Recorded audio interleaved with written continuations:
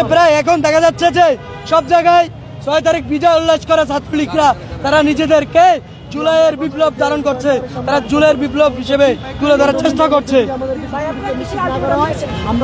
আমরা 15 minute 8 minute দিচ্ছি, এর ভিতরে যদি আমাদের সাথে যোগাযোগ করা না হয় আমরা বাংলা মডেল ঘেরাও দিবে এবং আমাদের সাথে নেমে আসবে শত শত জাতীয় বিশ্ববিদ্যালয়ের শিক্ষার্থীরা। আমাদের 21 জন আহত হয়েছে, তার ভিতরে 9 জন গুরুতর, 9 জন বেশি আহত হয়েছে। মেয়ে ছিল, মেয়েদেরকে আপনার থেকে মেয়েদেরকে কি করে ছেলেরা হাত দেয়? এখানে ভিতরে কোনো মেয়ে ছিল না, মেয়েদেরকে কি করে হাত দেয়?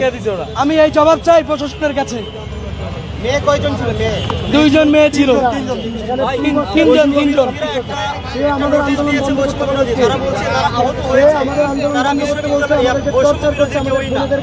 আমাদের সাধারণ শিক্ষার্থীরা বৈষম্য বিরোধী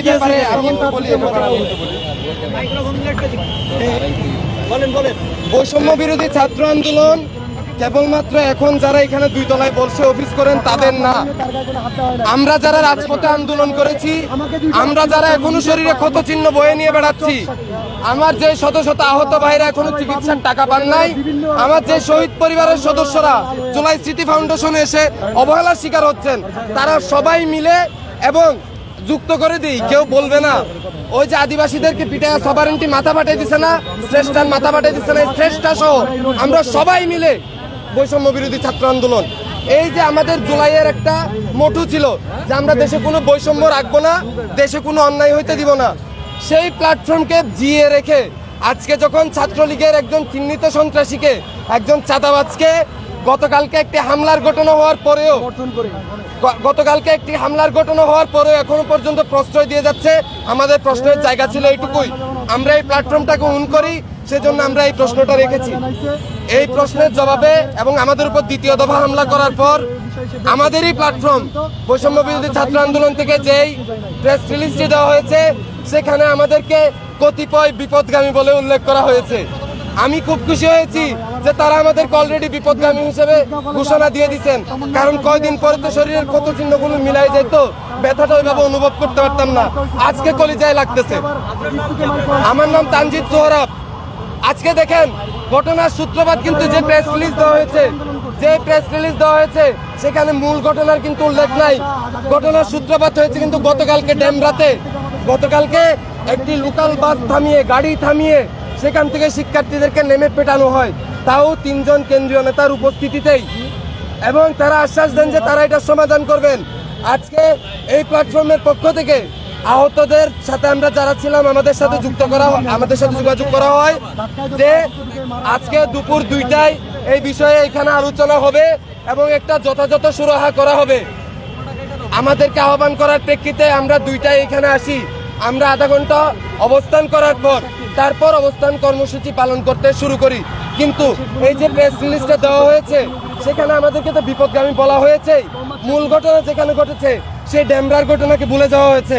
আমাদেরকে যে আজকে আমন্ত্রণ করা হয়েছিল 2টায় সেই ঘটনার উল্লেখ করা হয়নি, এবং যে 21 জন শিক্ষার্থী আহত হয়েছে তাদের জন্য মিনিমাম কোনো সহমর্মিতার দায় তাদের মধ্যে আমরা দেখি নাই।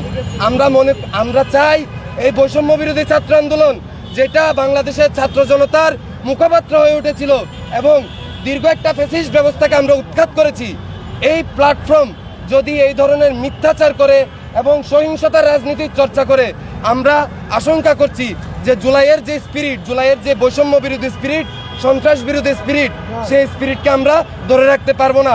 এই জন্যই আমরা বলছি যারা হামলার সাথে জড়িত ছিল, হুকুমদাতা থেকে আঘাত করছে যে গুন্ডারা, তাদের প্রত্যেককে সাংগঠনিকভাবে বহিষ্কারের সম্মুখীন করে প্রচলিত আইনের আওতায়, বিচারের আওতায় নিয়ে আসতে হবে। না হয় তাদেরকে যদি প্রশ্রয় দেওয়া হয়, তারাও এই প্রশ্রয় পেতে পেতেই কিন্তু ছাত্রলীগ একদিন এই মহাসন্ত্রাস হয়ে উঠছিল, পুরা ছাত্র সমাজকে জিম্মি করে রেখেছিল। আমরা আশঙ্কা করছি শুরুতেই যদি এই ধরনের ফেসিবাদী বীজগুলোকে সমূল উৎপাটন করা না হয়, তাহলে বৈষম্য বিরোধী ছাত্র আন্দোলনও ফেসিবাদ হয়ে যেতে পারে, এই আশঙ্কা থেকেই যায়। আমি আজকে আহত হইনি, আমার সাথে আমি আহত হয়েছি। ঢাকা মেডিকেল কলেজে আমাদের 3 জন শিক্ষার্থী এখনো ভর্তি আছে, তাদের মধ্যে 2 জন নারী। তাদের অবস্থা সঙ্গীন, ডাক্তাররা তাদেরকে দেখছেন এখনো পর্যন্ত একজনের সেন্স আসে নাই। এই হলো অবস্থা। এর মধ্যে আবার ওনারা প্রেস রিলিজ দিয়ে দিছে আমরা পিটাইছি যেহেতু ওরা বিপদগামী।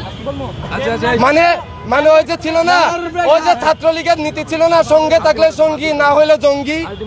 বিচার চাইতে এসে আরেক দফা হামলা করে দিছে।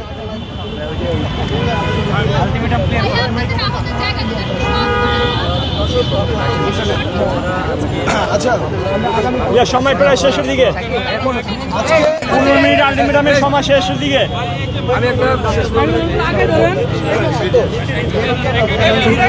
15 মিনিটের সময় শেষের দিকে ভাইয়া।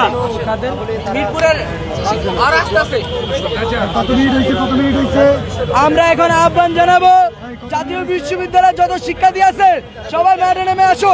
কেননা জাতীয় বিশ্ববিদ্যালয় শিক্ষার্থীদেরকে হাত দিয়েছে।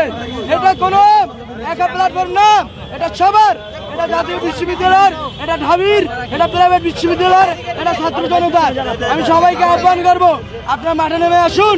আমি জাতীয় বিশ্ববিদ্যালয়ের শিক্ষার্থীদেরকে আহ্বান জানাচ্ছি, তোমাদের ভাইদেরকে হাত দিয়েছে, তোমাদের বোনদেরকে হাত দিয়েছে, তোমরা বাংলা মোটর আসো, আমাদের সাথে কর্মসূচি পালন করো।